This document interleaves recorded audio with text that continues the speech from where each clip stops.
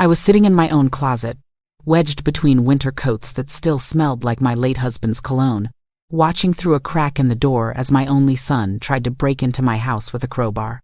And honey, when I tell you I had my phone out recording every single word that came out of his lying mouth, I was getting everything in 4K. But let me back up, because this story starts 3 months earlier, and it's wilder than anything you've ever seen on Maury. My name is Eleanor Jackson. I'm 68 years old, and until recently, I thought I knew my son Marcus. I raised that boy by myself after his daddy passed when Marcus was only 12. I worked 2 jobs, one at the hospital cafeteria during the day and cleaning offices at night to make sure he had everything he needed. I put him through college, helped him with his first car, and when he married Tiffany 5 years ago, I welcomed her into our family like she was my own daughter. I even gave them $15,000 as a wedding gift. That was half of what Gerald, my late husband, had left me in insurance money. But I did it gladly because I loved my son and wanted to see him happy. Everything seemed fine for the first few years. Marcus would call me every Sunday. They'd come over for dinner once a month, and Tiffany would bring me these little gifts, candles, scarves, stuff like that. I thought she was sweet. I thought we were a family. But then Gerald's brother, my brother-in-law, Uncle James, passed away last year and left me his house. It wasn't a mansion or anything, but it was a beautiful 3-bedroom house in a nice neighborhood, completely paid off, worth about $300,000. Uncle James never had children, and since I had taken care of him during his last months, he left it to me. Just like that, I went from living in my modest 2-bedroom apartment to owning a house that could change my retirement completely. That's when everything changed. That's when I started noticing the difference in how Marcus and Tiffany treated me. At first, it was subtle. They started coming around more often, which I thought was nice. They'd ask questions about the house, about whether I planned to sell it, about my finances. "Mama, you getting old?" Marcus would say, putting his arm around me like he was concerned. "You sure you can handle a big house like that by yourself? All that maintenance, those property taxes? Maybe you should let me and Tiff help you manage things." I should have seen it then, but I was blind. I was just happy my son was paying attention to me. Then came the first real sign that something was wrong. I was at their apartment for Sunday dinner I had cooked, by the way, because Tiffany claimed she had a migraine and I overheard them talking in the bedroom. I had gone to use the bathroom and their bedroom door was cracked open. "Baby, I'm telling you," Tiffany was saying, her voice low and urgent, "if we play this right, we won't have to work another day in our lives. That house is worth at least $300,000. We sell it, invest the money, and we're set." My heart stopped. I stood there, frozen, my hand on the bathroom doorknob. "I don't know, Tiff," Marcus replied. And for a second, I thought my boy still had some sense. "That's my mama's house. Uncle James left it to her. And she's going to leave it to you anyway, right? We're just speeding up the process. Besides, what does she need with all that space? She's old, Marcus." "Old people don't need 3 bedrooms and a backyard. We could move her into a nice senior living facility, somewhere she'd be taken care of, and manage the property ourselves." I couldn't believe what I was hearing.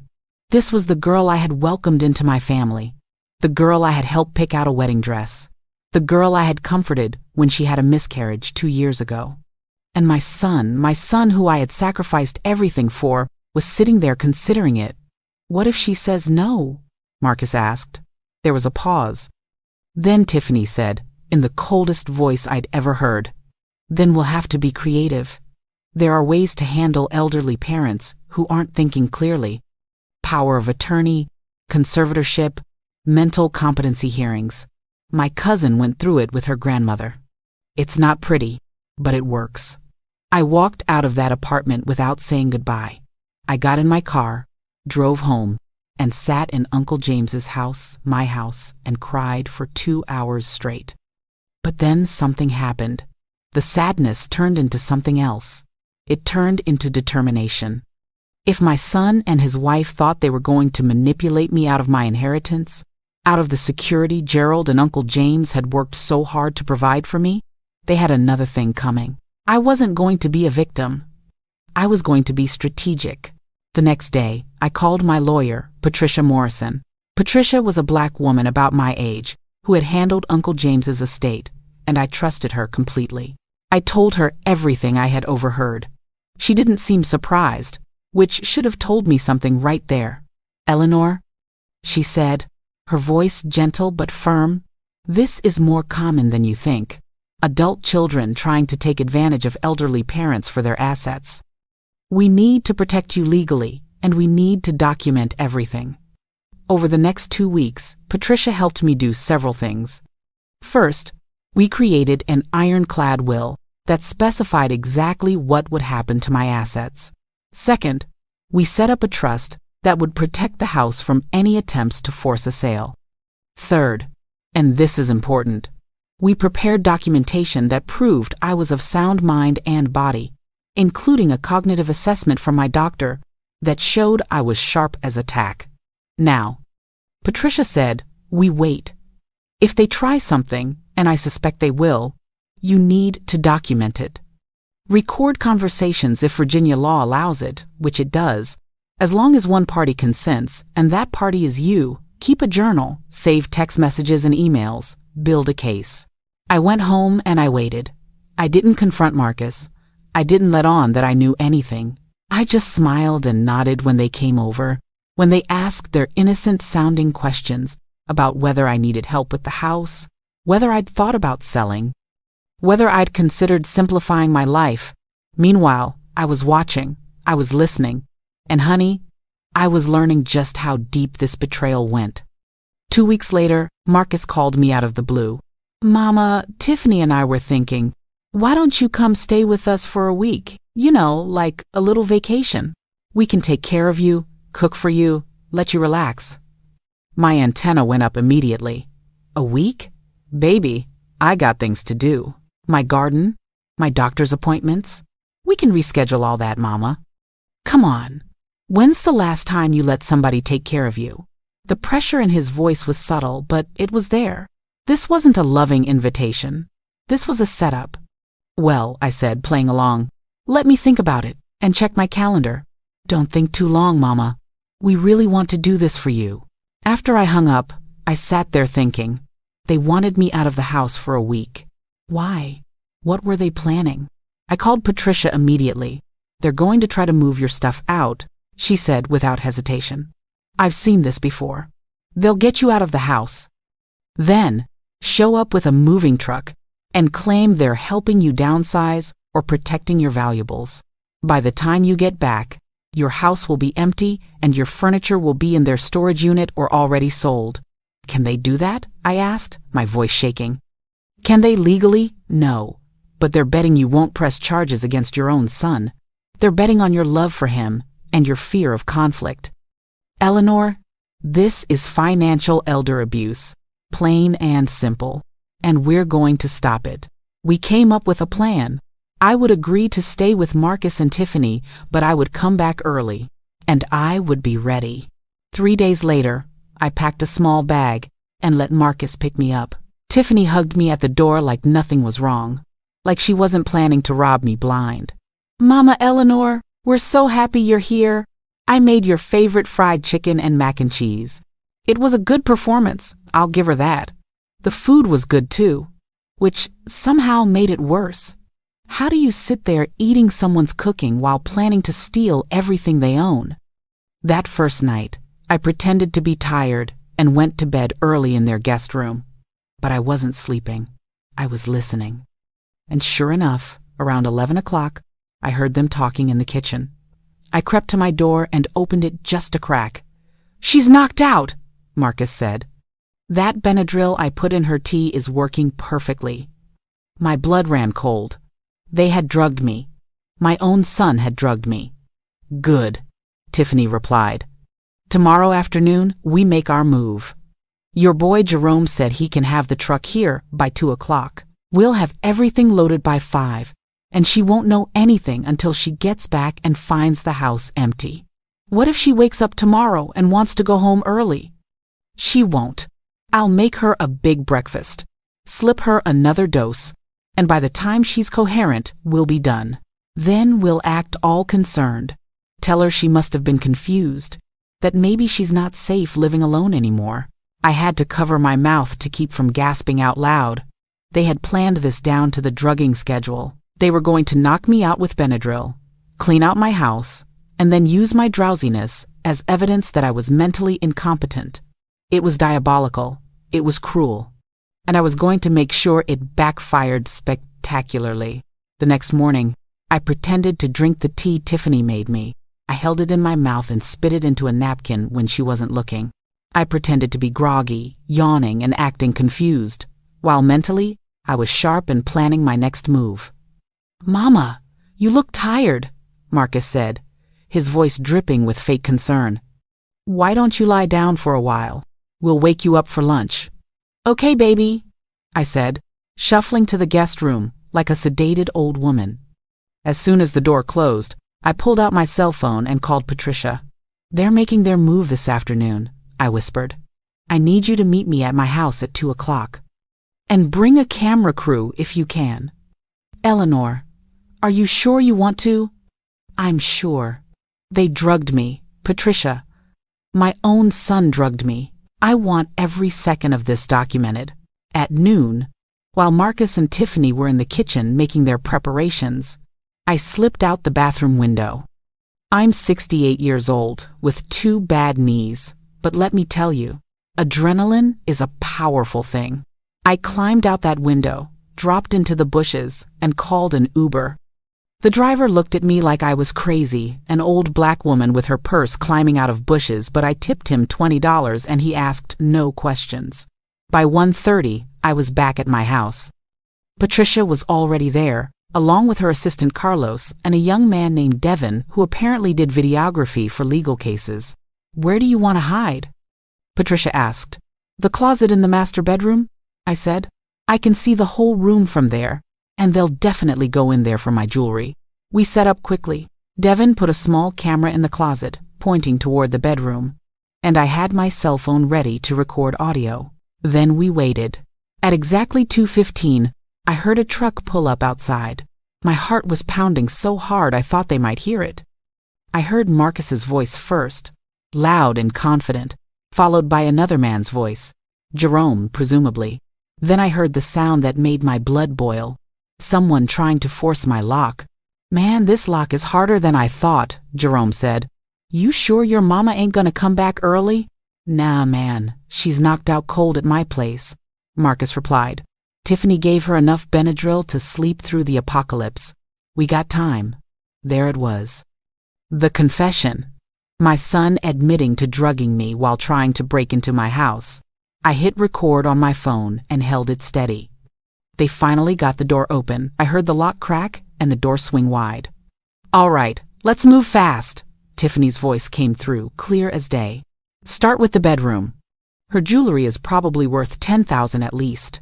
Then the living room furniture, the TV, the china cabinet in the dining room." I heard footsteps coming down the hall. My closet door was slightly open, just enough for me to see, and for the camera to catch everything.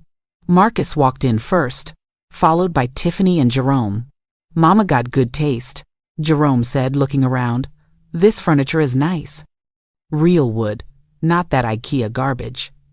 "That's because her cheap behind never buys anything new," Tiffany said, her voice dripping with contempt. "She's been sleeping on the same bed for 30 years, wearing the same clothes, driving the same car. Meanwhile, sitting on $300,000 worth of house. It's pathetic."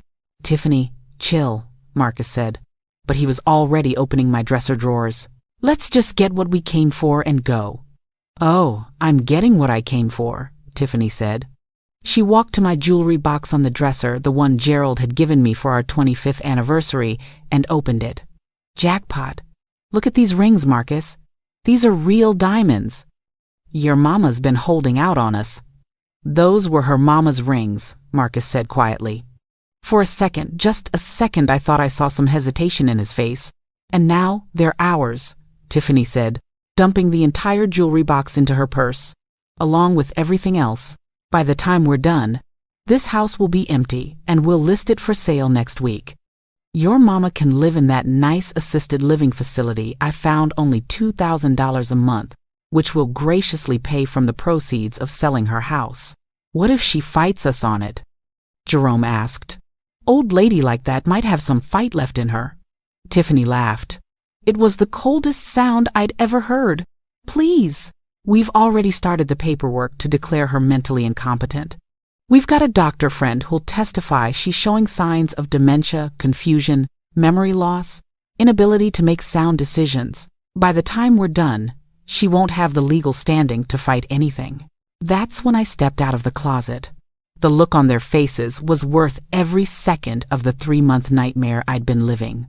Marcus dropped the lamp he was holding. It shattered on the hardwood floor. Tiffany's mouth fell open. My mama's ring still clutched in her hand. Jerome, bless his heart, actually said, "Oh, snap," like we were in a sitcom. "Hi, baby," I said to Marcus, holding up my phone where the record button was clearly visible. "Funny running into you here. In my house? Taking my things. After drugging me." "Mama, I can explain," Marcus started, his face going from shocked to pale. "Oh, I'd love to hear this explanation," I said. "Please, enlighten me. Explain how you drugged your own mother, broke into her house, and planned to rob her blind while declaring her mentally incompetent." "I'm all ears." Tiffany found her voice first. She always was quicker on her feet than Marcus. "Eleanor, you're confused. We're here to help you. You called us, remember? You said you were overwhelmed with the house and needed us to help you move some things into storage. Is that right?" I said. "I called you from your apartment, where I was supposedly knocked out on Benadryl, and asked you to break into my house and steal my jewelry? Girl, if you're gonna lie, at least make it believable." "Mama, please," Marcus said, stepping toward me. "We can talk about this. We were just trying to help." "Help?" I cut him off, my voice rising. "You were trying to help me by drugging me? By stealing my inheritance? By planning to declare me mentally incompetent so you could take everything your father and your uncle worked for?" "You don't need all this," Tiffany interjected, her voice turning nasty now that her plan was falling apart. "You're an old woman, living alone in a big house. We were going to make sure you were taken care of.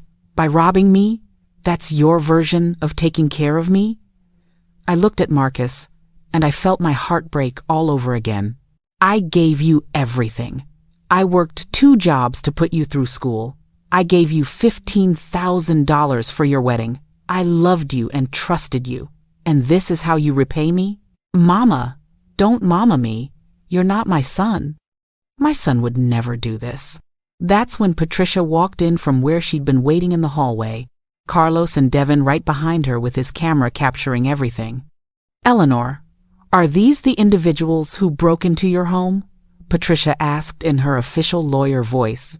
"Yes," I said clearly. "My son Marcus Jackson, his wife Tiffany Jackson, and their accomplice Jerome, I don't know his last name, Williams," Jerome supplied helpfully. Then looked like he regretted it immediately. "Right," Patricia said. "Mr. Williams, I'm Patricia Morrison, Miss Jackson's attorney. You're all currently being recorded, and Miss Jackson has documentation of everything you've said and done here today." Marcus's face went from pale to gray. "Mama, please don't do this. We can work this out. Family doesn't call the police on family." "You're right," I said. "Family doesn't. But you stopped being my family the moment you decided to drug me and rob me." I turned to Patricia. "What are my options?" "Well, we have them on video: breaking and entering, attempted theft, conspiracy to commit fraud, and elder abuse. The Benadryl admission is particularly damaging. That's drugging someone without their consent. We can press charges, or they can return everything they've taken, sign an affidavit admitting what they did, and stay away from you permanently." "No jail time?" Tiffany asked, her voice suddenly small. "That depends on whether you cooperate," Patricia said. "If you return the jewelry, leave the premises immediately, and sign the affidavit, miss." Jackson might be willing to spare you the embarrassment of a public trial. But one wrong move, one attempt to contact her or contest her will, and we release all this footage to the police and the media. Do you understand? Marcus looked at me with tears in his eyes. Mama, I'm sorry. I'm so sorry. I never meant for it to go this far, Tiffany said. Don't you dare blame this on me. Tiffany snapped at him. You were the one who said we deserved that house. And just like that, they turned on each other. It would have been funny if it wasn't so pathetic. The jewelry, Patricia said firmly. Now. Tiffany dumped my mama's rings back on the dresser like they were garbage. Marcus put down the picture frames he'd somehow picked up. Jerome, who hadn't actually taken anything yet, just backed toward the door. The affidavit is in my car, Patricia said. You'll sign it, and then you'll leave. And if Eleanor ever sees you within 500 feet of this property again, we're calling the police immediately. 10 minutes later, I watched my son sign a legal document, admitting to everything he'd done.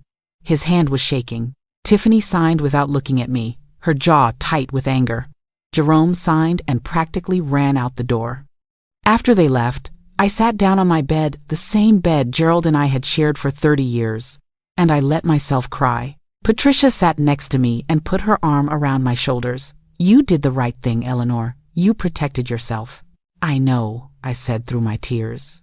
But it still hurts. Of course it does. He's your son. But Eleanor, listen to me. You're strong. You're brilliant. You outplayed them at their own game. And now you're safe. Your assets are protected. Your home is secure. And you have documentation that will prevent them from ever trying this again. Carlos brought me a glass of water. Devin showed me the footage he'd captured. It was all there, Marcus forcing the lock, Tiffany stealing the jewelry, the confession about the Benadryl, the plan to declare me incompetent. It was damning evidence that would hold up in any court. What now? I asked Patricia. Now you live your life, she said simply. You enjoy this beautiful house that your brother-in-law left you. You travel, you spend time with real friends, you do whatever makes you happy. And you don't waste another second worrying about two people who showed you exactly who they are. That night, after everyone left, I walked through my house room by room. I touched the furniture Gerald had picked out, the walls Uncle James had painted, the floors I'd walked on for the past year. This was my home, my inheritance, my security, and I had almost lost it. But I didn't. I fought back. I was strategic. I was smart. And I won. 3 months have passed since that day. I haven't heard from Marcus or Tiffany. And honestly, I don't want to. My lawyer sent them a cease and desist letter, and they've stayed away. I heard through the grapevine that they're having money problems, apparently. Without my house to steal, they're struggling to make ends meet.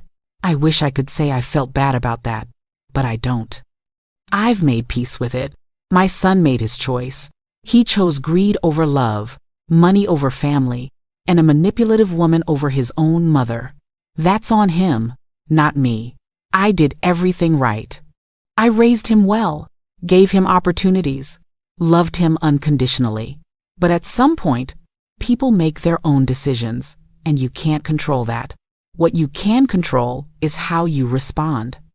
And I responded by protecting myself, documenting everything, and refusing to be a victim. I've also started volunteering at a senior center, helping other elderly folks recognize the signs of financial abuse. You'd be surprised how common it is, children stealing from parents, forging signatures, manipulating confused elderly people out of their assets. It's an epidemic. And it's happening in Black families just as much as any other community. We don't like to talk about it because we're supposed to be all about family, all about looking out for each other. But the truth is, sometimes your family is the one you need to protect yourself from. Last week, I was at the grocery store, and I ran into Marcus's best friend from high school, David. He came up to me cautiously, like he wasn't sure if I wanted to talk to him. Miss Eleanor, he said, I heard what happened. I just want you to know, not all of us think what Marcus did was right. Thank you, David. That means a lot. Marcus was my boy, you know? We grew up together. But man, he changed when he met Tiffany. started talking about money all the time, about how he deserved more, about how people were holding him back. I tried to tell him he was losing himself, but he wouldn't listen. "You can't help somebody who doesn't want to be helped," I said. "That's the truth. But Miss Eleanor, I want you to know you did the right thing. What they tried to do to you was wrong, and you had every right to protect yourself. Don't ever feel guilty about that." I thanked him and went home. His words stuck with me because sometimes I do feel guilty. Sometimes I lie awake at night and think about Marcus as a little boy, crying at his daddy's funeral, holding my hand like I was the only thing keeping him from falling apart. I think about all the sacrifices I made, all the love I gave, and I wonder where it all went wrong. But then I remember him standing in my bedroom, holding my things, planning to declare me mentally incompetent so he could steal my inheritance. I remember Tiffany's cold laugh, her contempt, her greed. And I remember that I did everything I could. The failure here isn't mine, it's his.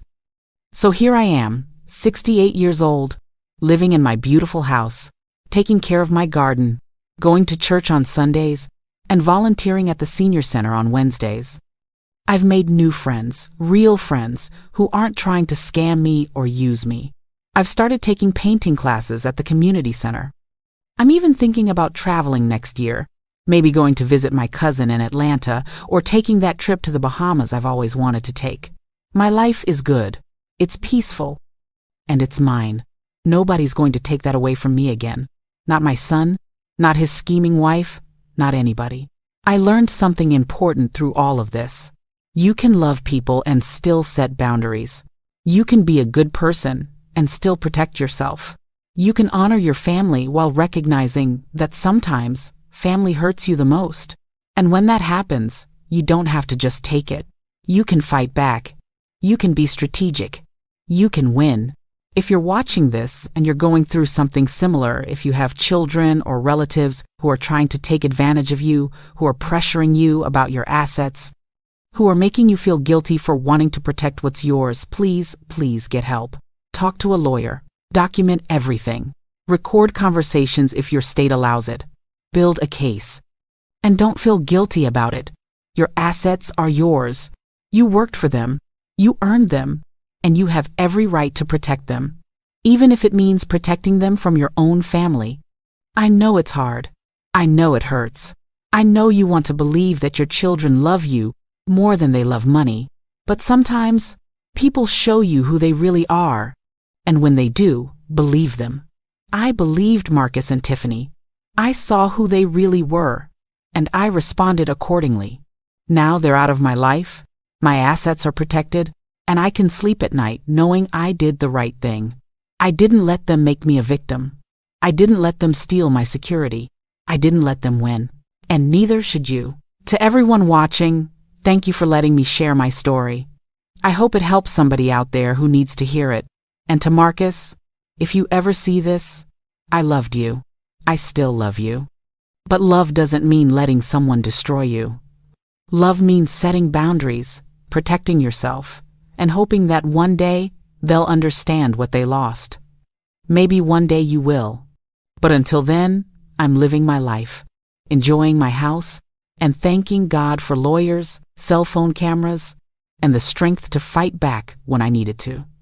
Stay strong, stay smart, and never let anybody, not even family, make you feel like you don't deserve to protect what's yours.